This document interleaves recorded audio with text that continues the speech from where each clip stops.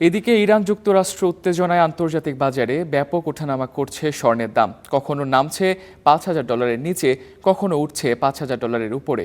এদিকে বেড়েছে জ্বালানি তেলের দামও। মার্কিন কেন্দ্রীয় ব্যাংক ফেডারেল রিজার্ভ সুদের হার না কমানোর আভাসে কমছে ডলারের মানও।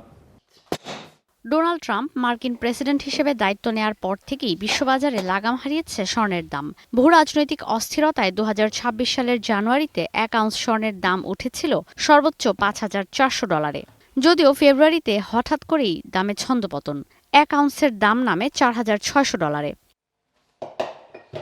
এদিকে কিছুদিন ধরেই ইরান যুক্তরাষ্ট্র সামরিক সংঘাতের আশঙ্কাকে কেন্দ্র করে বিশ্ববাজারে ব্যাপক ওঠানামা করছে স্বর্ণের দাম, যা $5,000 ওপরে নিচে ওঠানামা করছে। ইরান যুক্তরাষ্ট্র পরমাণু আলোচনা সফল না হলে স্বর্ণের বাজার আরও অস্থির হবে বলে ধারণা বিশ্লেষকদের। অন্যদিকে দুই দেশের অস্থিরতার জেরে জ্বালানি তেলের বাজারও ঊর্ধ্বমুখী, কারণ ইরান বিশ্বের অন্যতম জ্বালানি তেল রপ্তানিকারক দেশ। আন্তর্জাতিক বাজারে 1 ব্যারেল জ্বালানি তেলের দাম একদিনের ব্যবধানে $67 থেকে $70 উঠেছে।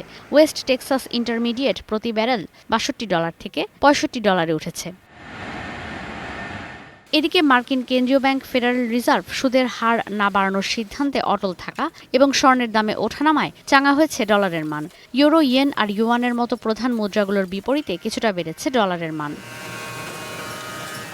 ঈশিতা ব্রহ্ম, স্টার নিউজ।